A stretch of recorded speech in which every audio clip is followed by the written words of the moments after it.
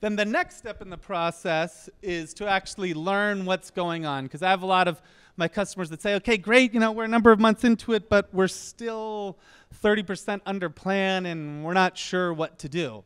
And the key part here is some things are succeeding in what you're doing. You are building an audience. Other things aren't. You need the depth of metrics and analytics to know not just what is my total traffic or the big numbers like that, but you need to cut it down by looking at by category or by author or by content type so you can quickly and easily see what is succeeding and invest more in that direction and what isn't and cut back on that. So have clear analytics so that you can have that kind of continuous improvement because you're not going to hit it out of the park on the first swing.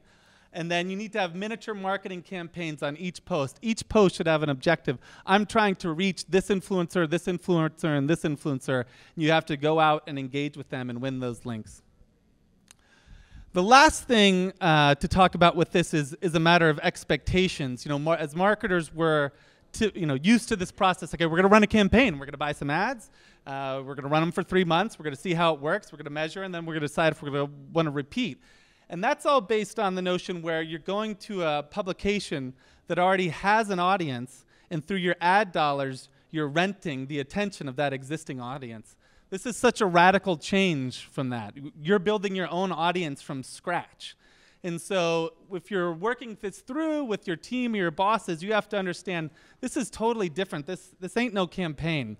We're not going to measure this on a 3-month timeline. We have to measure this on a 12, 18, 24-month timeline. When you're starting from scratch and building your own audience, it's going to take a long time.